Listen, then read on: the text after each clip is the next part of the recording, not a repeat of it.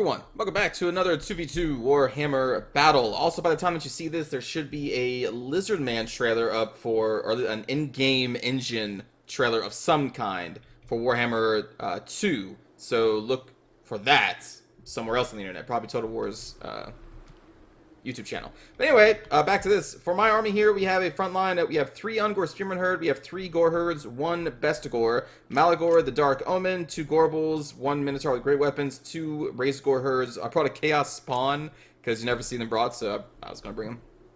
And we have 1 Chaos Warhound and a Chaos Warhound with Poison. And then for my ally here, we have a Chaos Lord on a Dragon, an Exalted Hero, a lot of Chaos Warriors. I think there's like 5 of them mixed in here. We have a couple of Forsaken, I think 2 Aspiring Champions, a Chaos Knight with Lances, and then 2 Chaos Marauders with great weapons in a pretty dense formation. We're fighting against Double Empire today. Frontline making of 1 player is all Flagellants and 2 Spearmen, 2 Halberds, 2 Crossbows, Volkmar, Sunmaker, Demigryph Knight with Halberd. That's this player. The other player is going to be 3 Great Swords, being led by Karl Franz, 3 Handgunners, 1 Spear, 2 Halberds, Great Cannon, Hammer the Witches, 2 more Demigryph Knights with Halberds. So 3 Demigryph Knights with Halberds, 2 Siege pieces, 2 Crossbows, 3 Handgunners, and a bunch of infantry. So I'm going to try and angle my army that's now getting hit by the Sunmaker. And I want to approach from this direction, because I like to force enemy players to move their lines just to see how fast they do it, and if they do it at all, because a lot of players just will sit there. So all my Cav forces, my Razorgores, these Warhounds, these guys, Minotaurs, everything should go bloop, and then just go bloop, bloop, bloop, and that's the plan, is to try and outflank my enemy as my Gore Herds and Bestigores. I'm actually going to run my Bestigores over here and assist against the Great Swords, because they're really wasted against Flagellants, so I'm actually going to shift them over here. But the rest of my infantry is going to go over here against the Flagellants. Malagor is going to go up the middle, and my Ungor Spearmen are going to be trying to hit the flank like bloop, right there. My ally is going to get hit up here kind of a lot by with their Forsaken, getting shot by the Handgunners, but they are going to go straight up the middle. And I think this player blobs up right here, just blah, blah, blah, blah, blah, blah, blah. And for the most part, and then these Chaos Knights are going to try and engage against the double Demigryph Knights with Halberds, and we'll see how that goes. You can see the enemy player is actually responding and trying to get their flank up, and then they're going to do basically like a box. Well, like a half box. They're going to go like this, and then the Spearmen are going to be like this. And I just keep trying to find a way in, and we will eventually. Frontline's now about to meet. I don't even think they charged me. No. You really should charge with Flagellants. I mean, look at their charge bonus here. It's really significant. But again, not a lot of players really charge when they are in the defensive mode, so that's a lot of wasted damage that I don't have to worry about. Meanwhile, over here, the Chaos Knights are going to deal with the 2 Demigryph Knights backed up with the Chaos Lord and Exalted Hero, and they are actually doing a lot of damage. Surprised you, huh? You thought the way I said that they were going to get totally crushed. Not necessarily. No, they actually do a lot of damage backed up by the Chaos Lord and their Exalted Hero. Meanwhile, back over here, I'm fighting it way in. We're going to silence that Hammer of the Witches before we can do too much. We also get our Chaos Puppies into these Crossbowmen. We're then going to get our Raised Gore Herds into this Crossbowman and just ignore this Spearman, ignore this Halberd. Frontline is actually going to lose to the Flagellants, backed up by Volkmar the Grim, because Flagellants are unbreakable and they do a lot of damage to Gore Herds. I'm going to try to run Malagor around over here. We're going to summon a Cygor over here. But you can see we are silencing their crossbows. We silenced the Great Cannon Hammer of the Witches, and we're going to go over to the Sunmaker. And we are just going to focus on this left flank right now with our Minotaurs, the Chaos Spawn, and our Gorbals. I'm not really going to dive into this mess quite yet. We're going to try and kill some units over here, but then we will shift our attention. Our Cygor is going to go over here into the crossbows to terrorize them, and then our Gorbals and our Chaos Spawn / Minotaur Force and the Razorgores. We're going to come back up through this hole we breached, and we're going to try and deal with these Demigryph Knights here soon. Meanwhile, Malagor is just going to go up the middle. He should be buried in here somewhere, and he's just going to fight against his Flagellants and Halberdiers. Puppy's going to be chased off by the Demigryph Knights, so we're going to go down here and re-engage in our Cygor. Over here, the Chaos Knights did eventually lose, but I think they got shut up a little bit, but they did do significant damage to the 2 Demigryph Knights backed up by the Chaos Lord. Front line of Chaos Warriors and my Bestigores just over here pounding the hell out of the Great Swords for the most part. Fletch coming up for a rear charge. And here we go, we're now trying to get in on the Demigryph Knights. Now, I don't know when they did this. But yeah, so at some point, Mantle of Grok used to apply a damage debuff at the end of it, but I guess they switched that at some point, and now it just gives the unit minus 30 armor, but they still keep the positives. That is potentially fine. I guess it depends on how much damage you take because of the minus 30 armor during this buff, but before, you took a guaranteed damage, kind of like a light Spirit Leech at the end of these, but this is interesting. I don't know when this changed. It may have been a long time ago, because I haven't used the spell for a while, but Just an interesting change. Volkmar's going to try and fight off our Minotaur force. Here comes the Minotaur's great weapons, and we're going to just pound on these Demigryph Knights with the Cygor, who they are actually focusing down right now. You can see that his health is dropping significantly, which is a waste for them because this is a summon Cygor, so I want them to kill the Cygor and not my Gorbles, which is exactly what they did. So we're going to terrorize them just in time for Chaos Spawn to get in here with their poison damage. Malagor's still fighting off some flagellants because he's okay at fighting flagellants. Spearmen are going to be coming up behind these Sigmar Suns. And now it's time to shut down these rifles. Oops, wrong button. We're going to go over here with the Chaos Puppies. And we're going to get our Razor Herds over here and go bloop. Psycho's going to go over here as long as it's remaining alive. And we're going to try and apply Fear and Terror to these units over here with the Cygor, although we do have a Chaos Dragon, which also applies Fear and Terror, but we're trying to do that. And I'm trying to assist my ally at breaking this front line, because when this line breaks, we have a good chance of victory at that point. Trying to finish off the Demigryph Knights, because he did come back from routing, because they're just terrified. I'm going to try and get Malagor out of here, and he eventually will just loop himself right out of there. Getting units back into the fray. There are some that were chased way off, and I believe that I'm going to get them back into this combat. Demigryph Knights are almost dead. They're going to come over here and try and deal with a Razor Herd and Chaos Warhounds, but we're still going to deal a significant amount of damage to these two remaining riflemen. We already shattered one at this point. And now my Minotaur Herd is going to be going over here to try and get into these Demigryph Knights who just finished off my Cygor, but that's okay. It did manage to do a Terrorize on these Spearmen and these Greatswords, which kind of broke half the line. And then I'm going to cast a Devolve, which lowers leadership by 8 and also does damage over time. And that's going to end up lowering these guys' leadership enough to get terrorized by the Chaos Dragon. Actually, they probably would have got terrorized anyway, but I think I helped in some way.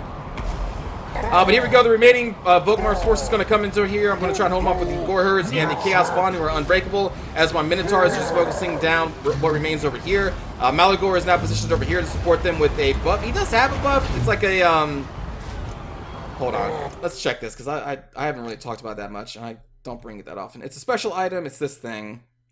4 leadership, 12 weapon damage, and 8 armor piercing damage, and he also has a debuff as an ability, which is this thing, -4 leadership, which doesn't do jack shit against Tattersouls or Flagellants, but this is still nice to try and buff up all these Chaos Warriors. So I'm going to try to keep him embedded with the Chaos Army, because I still have a lot of infantry to kind of take use of that. Meanwhile, all my monster creatures are just going to be out here trying to finish off the Great Sword / Karl Franz player over here, as the Tattersouls and Volkmar Grimm are going to be holding on to, or fighting against the Chaos Forces, who are just kind of plobbing in there. That's fine. And again, I'm going to throw Malagor in there as well. And you can see my monster creatures are going to be going out here. We're going to try and shatter the entire routing force of the enemy army at this point. That is the goal. At some point, Karl Franz died. I don't know when he did, but he did. So yeah, he died at some point. I don't know. He wasn't on a mount. He was just by himself on his feet. So here we go. Gorebull's gonna go in there, terrorize them, or not terrorize, but fear these guys or kill them, guys, whatever. They're gonna rout them. All these guys are just getting the fuck out. And there we go. We have a mass shatter. So now we're gonna go collect all these dudes, go bloop bloop bloop, and then try and chase Volkmar. I did try to chase Volkmar twice with my Gorebulls, but the player was really quick on moving him away. They were really microing Volkmar a lot. So instead of wasting time trying to catch him, I then just devoted my Gorebulls into killing other units, and it works out. So here we go. All we have left are these unbreakable units, and then Volkmar. Now we're going to chase Volkmar. We're going to kill Volkmar, and then we're going to kill their unbreakables. So that's the thing about Beastmen, man. Like, even if their infantry crumbles, and they did, my infantry crumbled really quickly under the weight of the Flagellants, backed up by Volkmar. They still did deal a lot of damage, as you'll see here. But even if the infantry dies, like, I had 2 very healthy Gorebulls, I had a very healthy Minotaur, I still had a mostly healthy Chaos Spawn and Malagor, and that's fine.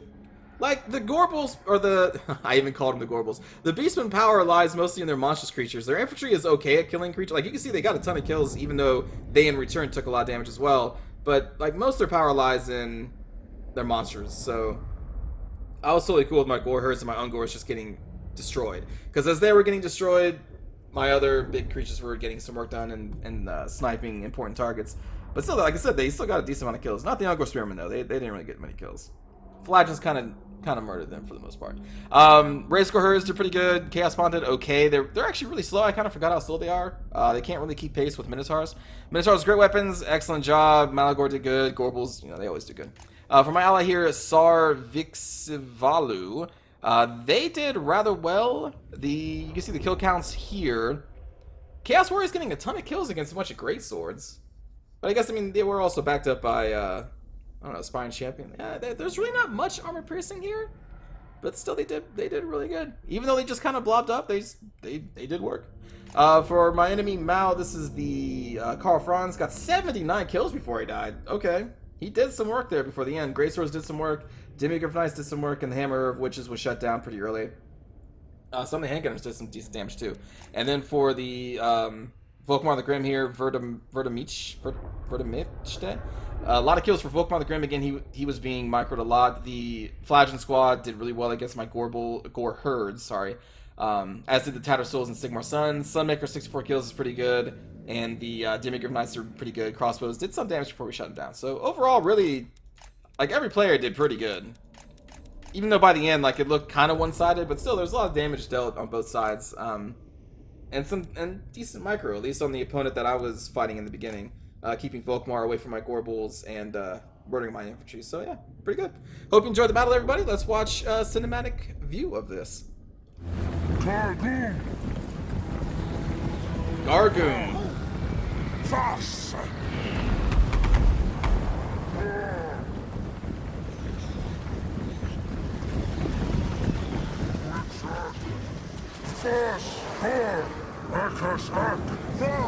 There go the Vestigores. Again, they would have been wasted against Flagellants. That's not what they're here for. So they're going to go off and have fun with some Great Swords.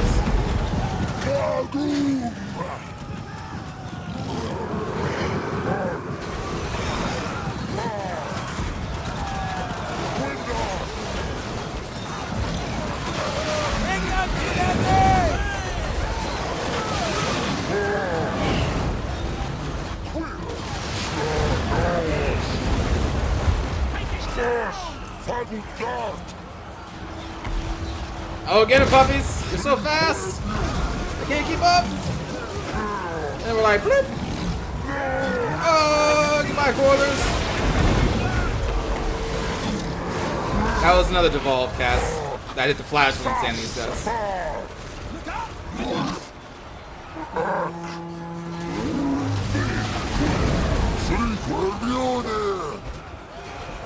See, like, defensive players, man.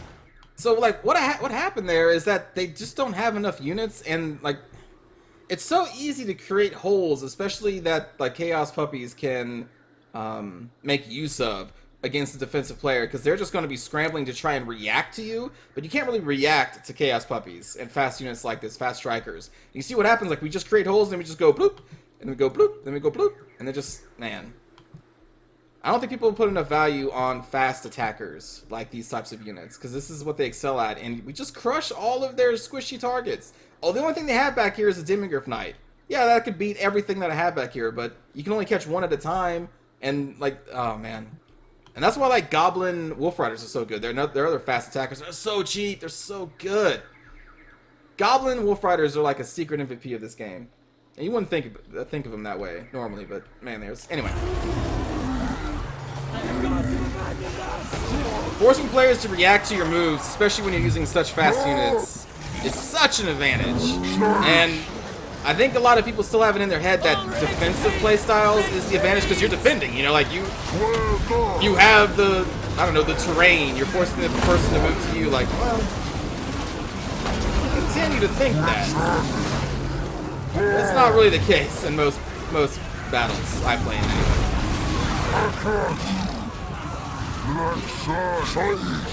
Because just think about it, as a defender, you have to react. That inherently puts you at a disadvantage because the enemy is getting a jump on you and everything. Because you're reacting. That's what reacting is. The opponent has the initiative. They're doing the thing, and you're like, oh shit, now I got to react to this thing.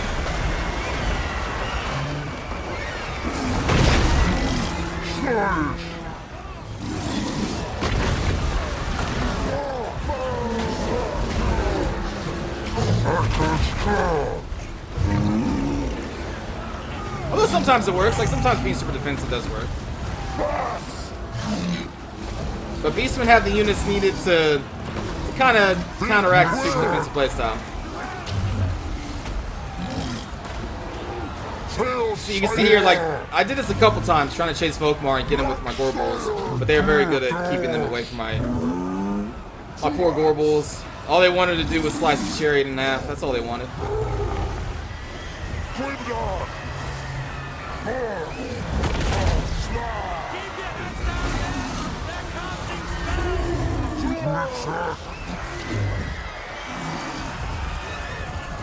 I was trying to get my Cygor embedded in the middle of this for maximum fear and terror, but these damn Demigryph Knights were stopping him.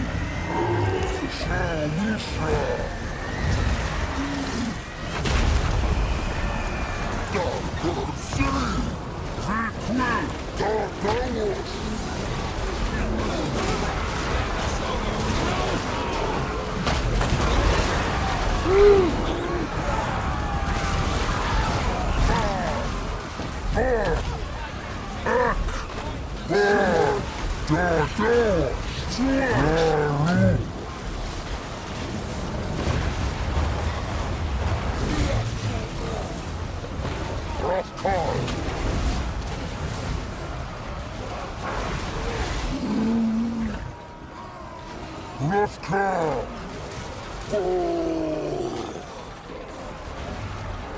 Minotaurs are still so cool. One of the coolest looking units. One of the best animations. I wonder if that'll change when the like lizardmen come out with all their monstrous creatures. There's dinosaurs and shit. Croxagores.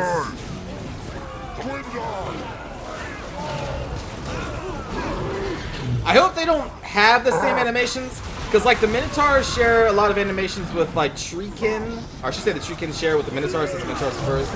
And even the Chaos Spawn I think have that kind of rolling animation too. So you can see where they kind of save some money and time by mapping certain animations to similar people. I hope they don't do that with the Lizardmen. Like I hope I don't see a T-Rex do like that roll move in the middle and they just tuck and roll into a somersault or some shit. I'm like, wait, what? Why is this T-Rex doing a somersault? What is going on here?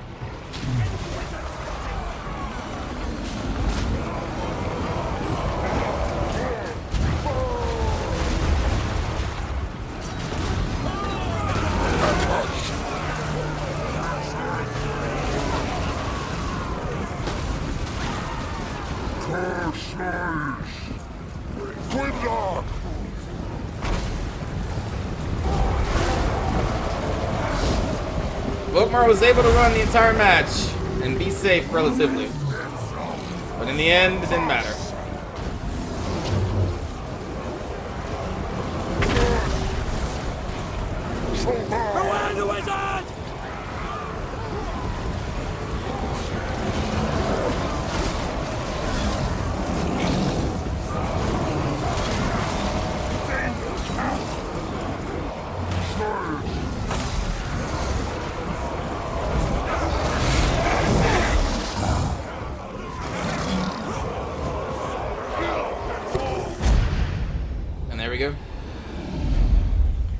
You know, just very quick, because I wanted to talk about this. Get out of here. I think the Empire is the best faction in the game. Hands down, always has been, maybe always will be, just because of how many units they have. It's their diversity, ability to adapt to any army, literally any army in the game, they can crush if you bring the right build. But the one thing that I think does need to change is these two. In most cases, there's almost no reason to bring a spearman with a shield, because the way that the infantry is designed for the Empire is that they are there to just hold for as long as they possibly can, allowing time for, you know, casters, your lords if you have the right types, your cab, everything else to do its job. So because their only purpose is to hold, there is like almost literally no point in bringing these guys or these guys. Because why would you bring these guys if you can just spam out cheap spearmen if that's the way you want to go? And if you want to hold until the bitter end, then for another 125, you just have flagellants, which are better. For that purpose of holding an enemy back away from your squishy bits. And so then we have these basically two useless units. Yeah, they have a shield, but how often do you see enemies, archers, gunners, anything that has range, focus on cheap infantry? If they do, that's good for you. The enemy needs to focus their range on important targets. Dimmies, knights, these guys, anything else except for these. So because of that in multiplayer, there's literally no point to bring these guys. Also, these guys are slightly more offensive than their spearman counterparts. But again, they're not there to kill. They're not good enough offensively to bring against any army, really. They're still like really mediocre. So I think they really need to change up for multiplayer these two units. It's just been on my mind for a while because they're basically useless. You never see sword. If you see swordsmen, you're like, oh shit, awesome. I don't have to even worry about like flagellants and shit. But yeah, like I think flagellants make these guys obsolete. Cheap spearmen make these guys obsolete if you want to go for very cheap spammy infantry lines. Like, what is their purpose here? They're not going to kill, like, I don't know. It's just them and like orc boys from the greenskins. I feel like just don't really have a purpose in multiplayer, and it's upsetting. I don't know what they would have to change for these guys to be good. Because I mean, I guess that's just the thing. Like they're okay. They're very middle of the road, and I guess that's what they're supposed to be. But and really, there's no reason to bring them though. And that's upsetting. I don't know. I don't know what I would change about them though.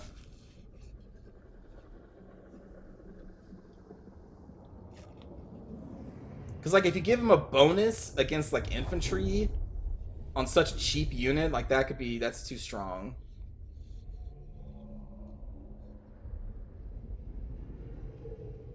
Maybe increase their leadership. I don't know. I just feel like these guys are just totally useless. They would still do work. It's just that there's other units that do their work better. Anyway, sorry, just rambling on there at the end. It was just something that I was been thinking about. I was building armies, and I'm like, maybe I'll still work swordsmen into an army. Like against beastmen, I guess you can put them in there. Because like beastmen, their infantry line, which is not usually the thing you even have to worry about really, but their infantry line is mostly low on the defense, so the 32 melee attack of a swordsman could do pretty well. The problem is these guys have frenzy and they hit like a truck on the charge and they will crush swordsmen. And like for the same price, let's see, we got the Ungor's Spearman Herd. They're not, I don't know. Who else do they do good against? Because like Bretonia has more cost-efficient infantry than swordsmen.